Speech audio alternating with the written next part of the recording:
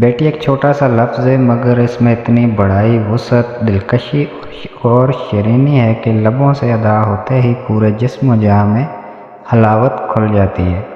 بیٹی سے محبت یقیناً سنت نبوی صلی اللہ علیہ وسلم ہے۔ اس کی اہمیت کا اندازہ اس بات سے لگایا جا سکتا ہے کہ دور جاہلیت میں جب بیٹی کو زندہ دفن کر دیا جاتا تھا، اس رسم قبیحہ کا پیغمبر آخر الزمان صلی اللہ علیہ وسلم نے قلع قمع کر کے بیٹی والوں کو بشارت دی اور نبی سنا دی کہ جس نے اپنی بیٹیوں کو صحیح خطوط پرورش کی، انہیں پیار اور لاڈ دیا، ان کو گھر گھر ہستی سنبھالنے کے قابل کیے، وہ جنت کا حقدار ہے۔ بلا شبہ بیٹی گھر کی رونق و برکت ہے۔ اس رشتے کی خوبصورتی ہی کچھ ایسی ہے کہ عمر بھر والدین کی ہمدرد و غمگسار رہنے والی یہ ننھی منھی پری آنگن میں کیا اترتی ہے کہ گھر میں پر ٹھنڈی چھاؤں اور نرم چاندنی سے بکھر جاتی ہے۔ ابھی پنگوڑے ہی میں ہوتی ہے کہ زندگی کی دھوپ چھاؤں سے سمجھوتے کرنا سیکھنے لگتی ہے۔ بھوک ستائے تو زیادہ شور نہیں مچاتی، منہ میں انگوٹھا لے کر آنکھیں موند لیتی ہے۔ گھٹنوں کے بل چلنا سیکھتی ہے تو باپ کی ایک آواز پہ لپک کے جاتی ہے۔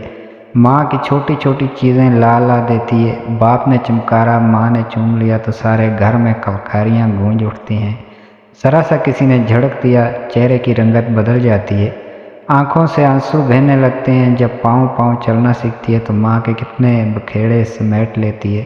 کبھی ساتھ بیٹھی مٹر پھلیاں چیر رہی ہوتی ہے تو کبھی دلے کپڑے سمیٹ لیتی ہے۔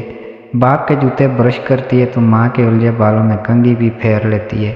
یہ پکڑا، وہ رکھ، یہ کر، وہ اٹھا، یہ لا، وہ دے، ننھے قدم بڑے بڑے کام کر کے یہ ننھی پری کہاں اپنی موجودگی کا احساس نہیں دلاتی۔ اپنی باتوں سے آنگن کو مہکاتی اور اپنی چہکار سے گھر کو رونق بخشتی ہے۔ ذرا بڑی ہو گئی پھر تو ہر کام میں باقاعدہ ہاتھ بٹھانے اور ایسا ڈالنے لگتی ہے۔ بہن بھائیوں کے بیسیوں مسئلے حل کرتی ہے، باپ کی الجھنیں سلجھاتی ہے، ماں کا اشارہ ابرو سمجھتی ہے، قد کاٹ نکالا نہیں کہ پابندیوں کی زد میں آ جاتی ہے۔ ایسے نہیں چلتے سے لے کر وہاں جانا ٹھیک نہیں تک کیا روک ٹوک نہیں ہوتی، مگر یہ نوخیز کلی سب سہ جاتی ہے کہ بچپن ہی سے اسے سر اٹھانے کا جوگا ہی نہیں چھوڑتا۔ تم پرایا دھن ہو، تم پرائی مانو تو سسرال جا کے بہت کچھ سہنا پڑتا ہے۔ سارے گر نہیں سیکھو گی تو پرائے گھر جا کے ماں باپ کی ہنسی اڑاؤ گی، اور بھی نہ جانے کیا ڈراوے اسے بار بار سہنے پڑتے ہیں۔ اور وہ چڑیا سے دل والی اندر لرزتی پتے کی طرح کانپتی رہتی ہے، گردن جھکائے سمجھوتے کی چادر کی بکل لپیٹے جی کیے جاتی ہے۔ ایسی پیاری راج دلاوری من موہنی بیٹی کیا والدین پر کبھی بوجھ ہو سکتی ہے؟ کبھی جگر کا ٹکڑا، آنکھ کی ٹھنڈک، من کا چین بھی کسی کو بھاری ہوا ہے؟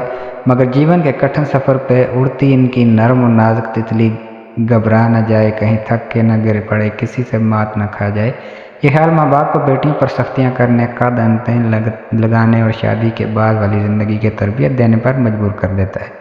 کیونکہ سچ تو یہ ہے کہ بیٹی شاہ کی ہو یا گدھا کی، ایک نہ ایک روز بیانی پڑتی ہے۔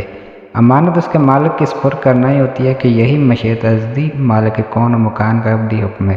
اپنے گھر کی ساری رونق، ٹھنڈک، روشنی کسی دوسرے کے حوالے کرنا کوئی آسان بات نہیں۔ بابل کا جیا کٹ جاتا ہے، ممتا کی ماری اپنی گڑیا سے نظریں ملاتے ڈرتی ہے کہیں باندھے بند ٹوٹ نہ جائیں۔ دونوں دل پر پتھر رکھ کے اس کے رخصتی کا سب سامان اور سارا اہتمام خوشی کیے جاتے ہیں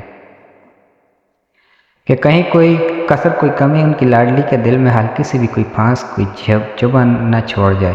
ظاہر ہے کہ ایک بیٹی اپنے والدین کو جو خدمت کرتی ہے وہ کئی بیٹے مل کر بھی نہیں کر سکتے۔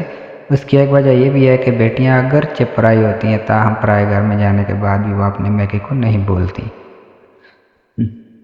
وہ اپنے پیا کے گھر میں ہو کر بھی ہمیشہ اپنے میکے کے لیے سوچتی اور تڑپتی رہتی ہیں۔ چنانچہ والدین کا بیٹیوں سے محبت فطری ہے، جس کا فائدہ داماد کو ملتا ہے۔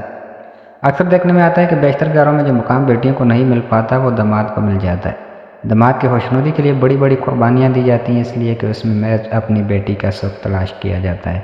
بیٹی کی خواہشات کے لیے ماں باپ اپنی خواہشات لٹا دیتے ہیں اور پھر ہر قسم کی قربانیاں دیتے ہیں۔ کبھی کبھی ان کی خوشی کے لیے دائمی غم اختیار کر لیتے ہیں، خود خون کے گھونٹ پی لیتے ہیں اور اپنے آنسو خشک کر لیتے ہیں۔